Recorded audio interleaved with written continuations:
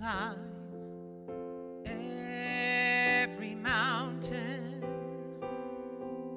search high and low, follow every byway, every path you know.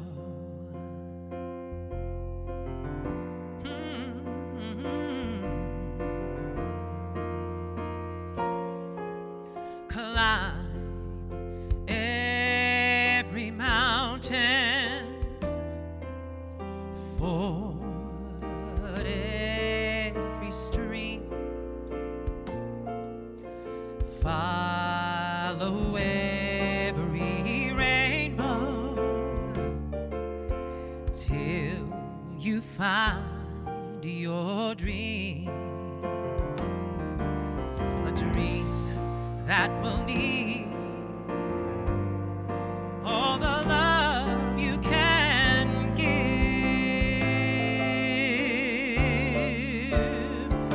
Every day of your life, for as long as you live,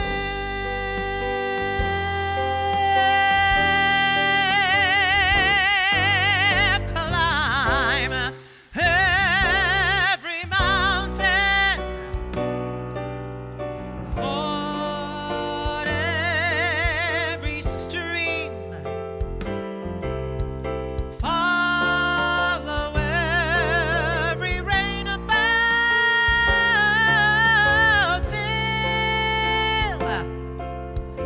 you find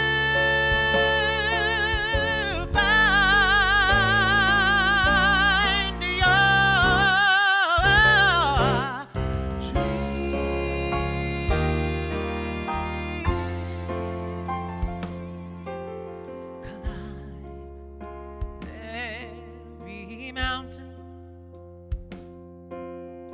ford every stream, follow every rainbow, till you find your dream. Climb every mountain, ford every stream, hey, follow every rainbow, till you find your dream.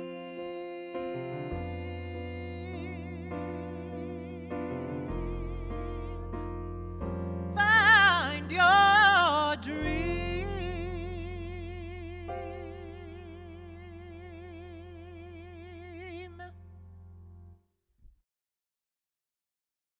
Hello, everyone. I am Laura Osnes. We are so honored to welcome my pal and Broadway star Telly Leung this week to RNH Goes Pop at Home. You guys know Telly from his starring roles on Broadway in Aladdin, In Transit, Allegiance, and Godspell. Telly, welcome. It's so good to see you. Hi, Laura. How are you? I'm so good. It's so good to see you. You too. I miss you, my friend. Your I miss video you. was amazing. You sound absolutely incredible. Oh, thanks. You know, it's a little rearrangement made in quarantine in my living room. So There you go. All the musicality coming out. I love, love, love it. So we all know this iconic song, Climb Every Mountain, from The Sound of Music. Your performance was so beautiful, so unique, and honestly, really inspiring. What led you to this song? Well, I don't know about you, but during this quarantine, I've gravitated towards a lot of comfort foods. So I've eaten a lot of Cheez-Its. I might have had, a couple of more glasses of wine than I usually do every night. Ben & Jerry's. Right, Ben and Jerry's, ice cream, whatever it is to like comfort you. For me, like putting on an Aretha Franklin tune, like just leaving Aretha on like shuffle actually helps me feel great about the world, and it's sort of timeless music. On road trips, I'll leave Aretha on. So Aretha was sort of the inspiration behind that a particular arrangement of Climb Every Mountain, which I co-arranged with my amazing musical partner in crime, Gary Adler, who was the Woo! co-composer of Altar Boys, and he also was the music director of Avenue Q on Broadway. Anyway, he's like my musical partner, and so the both of us sort of came up with this arrangement together. But also, I wanted to be Climb Every Mountain from Sound of Music because Sound of Music was my first introduction to R&H. I think growing up as a kid in Brooklyn and watching TV and, not having cable as a kid, you only watched like network TV. So I remembered every holiday time, I think it was around Thanksgiving or Christmas, they would always show Mary Poppins and they would always show The Sound of Music. And Julie so Andrews. of course. And so I feel like Julie Andrews is solely responsible for me being in the music theater because it was what Same. exposed me. Yeah, it's what exposed me to R&H. It's what exposed me to Broadway, to musical theater. So anyway, I was thrilled to get to do it. And I don't know if I'll ever get to play Mother Abbess, so that was my shot at it. Perfect. I mean, I'm a believer, I will say. maybe Papa Abbess, maybe. Yeah, Yeah. that's what it is. Hey, you never know. I would be rooting for you. Done. So cool. I love it. So, Sound of Music, like some of your earliest memories, mine as well. I played Brigitte in community theater when I was young, and then got to do a concert of it at Carnegie Hall. Actually, Wow. have you ever done the show? I've never done The Sound of Music. I've seen productions of it, and I cut my teeth a lot at the Muni in St. Louis. When I was in college, that's where I got my equity card, and that's where I spent all of my summers. You would do like 3-4 shows a season in the ensemble. You'd be doing one show at night and rehearsing another show during the day. And I was never in The Sound of Music. They would do The Sound of Music probably once every 5 years because it just was such a great Popular. seller for the theater. Yeah. So I've seen tons of productions of it, and of course, every holiday time, watching the movie. There you go.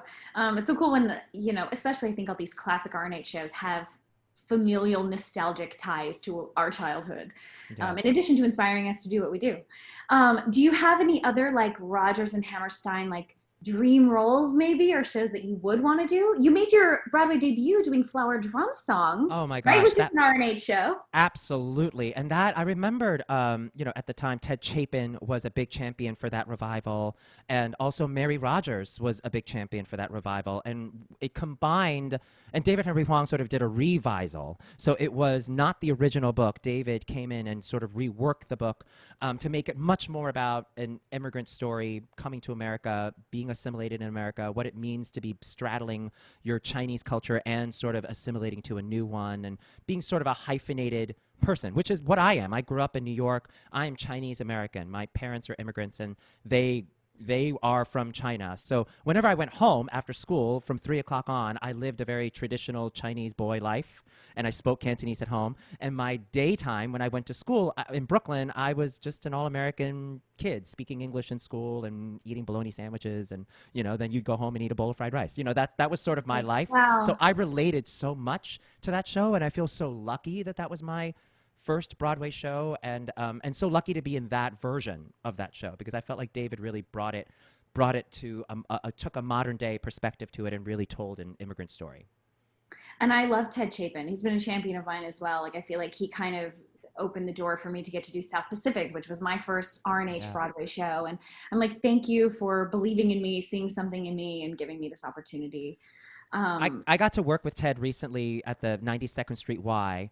We did a lyric and lyricists sort of series about Sondheim, and he was hosting it, and he led it and yes. produced it. And I was actually bugging him about doing a revival of Flower Drum Song because that story coming right off of, we opened on Broadway in 2002. This was Wow. right after 9/11, and I felt like what New York wanted at the time was Mamma Mia. They wanted Thoroughly Modern Millie. They wanted Hairspray, which was across the street from us at the Neil Simon. Yeah. And those shows were sold out. And here's our show, which was a sweet and lovely reinvented version of a Rodgers and Hammerstein show with all of these great songs. But it was also a show that was very much questioning an audience. What does it mean to be American? And I felt like at that time, that's not necessarily what audiences wanted on Broadway. They wanted Were. to smile and laugh and forget. And that was so necessary at that time for our country. And so I said, you know what? I actually think now is a great time for us to sort of revisit that show and revisit the themes that David brought out in that show. Absolutely. That is a fantastic idea. It's one of Rodgers and Hammerstein's kind of lesser known shows. What are some of the songs that people might recognize from Flower Oh, Drums? I enjoy being a girl. There you go. What's the other one? My father says that children keep growing, rivers keep flowing. You are beautiful. That's another one. You are Oh, beautiful. yes. Oh, the big one is Love Look Away. That was the big hit off that one. So I felt like everybody covered, all those great singers covered Love Look Away. Yes. I feel like it's such a great time for that, especially now that there aren't any RNH shows currently on Broadway. I mean, no Broadway shows are on Broadway right now, but I think it would be a really good one for them to consider. That's awesome. Absolutely. Any other shows you grew up with, like RNH ones or like dream roles? I mean, I feel like one of my favorite overtures of all time is that Carousel Uh, overture that it's just stunning to listen to. So, and I remember, as a kid growing up in New York, I would always go to the Broadway Cares flea market, and mhm. I would rummage through the LPs because they were so cheap, and my dad had an old LP collection. So I have an LP of the original Broadway company of Carousel. I have an LP of Oklahoma. It's stashed away in Brooklyn with my parents right now. But I just have those. I think those are the ones that sort of stick with me because I dug through the bins of the Broadway Cares flea market and found them myself. What treasures? Yeah. I have Cinderella and I also have Hmm. South Pacific. The two like Broadway shows I did. I Of think course. either my family found them for me or like I think one a fan gave to me. Like they found it and thought of me and gave it to me. And I was like, what a treasure. This is so special. So cool. Well, Telly, also during quarantine, you've been keeping yourself busy hosting your own web series. Can you tell us a little bit about that? Because I got to do your web series, a few weeks ago, and now Yeah. you're going to do this one with me. So, Yeah, so I have a wonderful friend and mentor. His name is Elliot Mazie. He's actually a Broadway producer. He's helped produce Bridges of Madison County and SpongeBob and The Prom and American in Paris. With me, he worked on Godspell, which is his first time producing a Broadway show, and also Allegiance.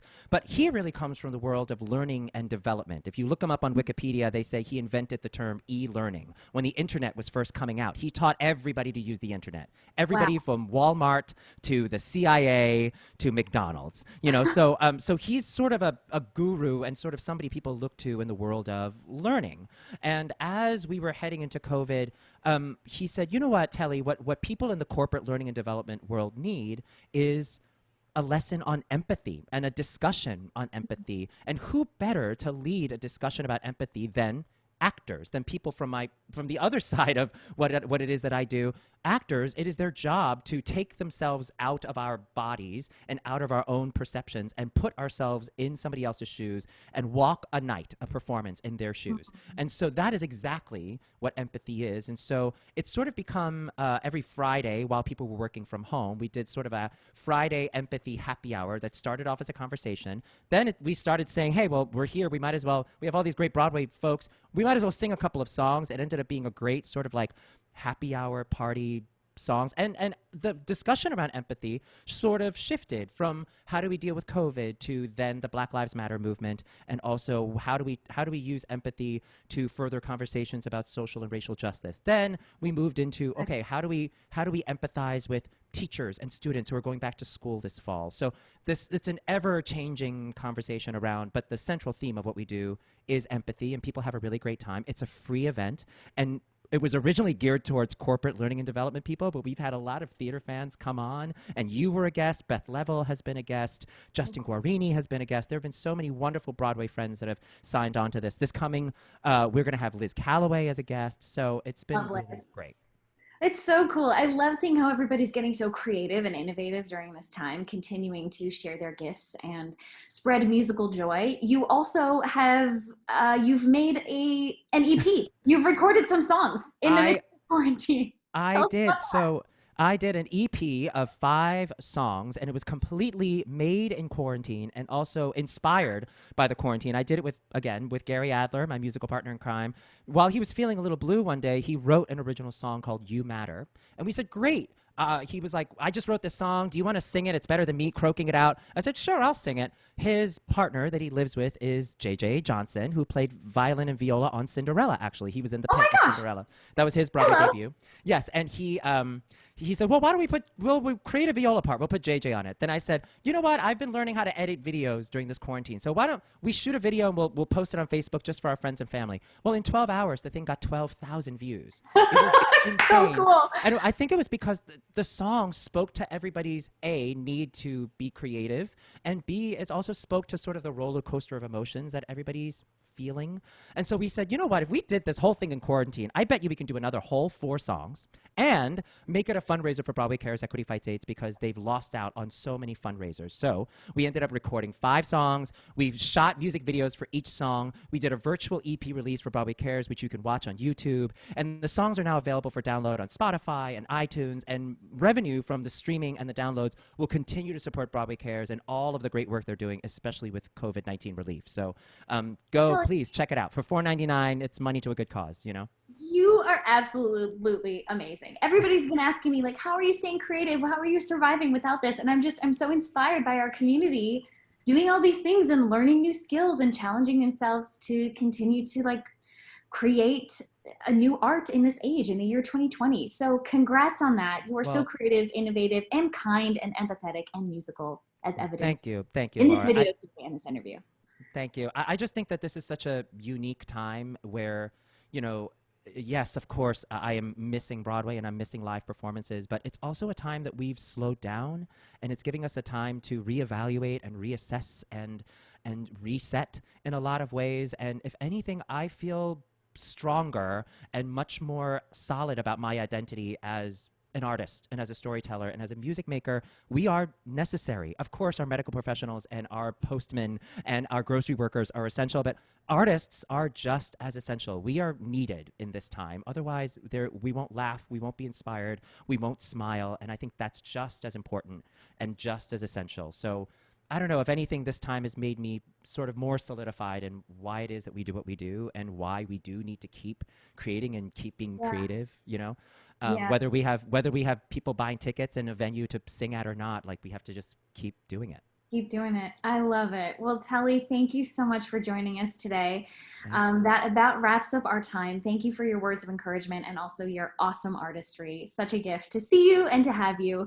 All of you guys, if you've been enjoying this series, I encourage you to visit the Actors Fund and consider making a donation. It's an incredible organization that is helping all kinds of actors like Broadway Cares Equity Fights AIDS when we are all out of work right now. So you can visit actorsfund.org/RHGoesPop to find out more.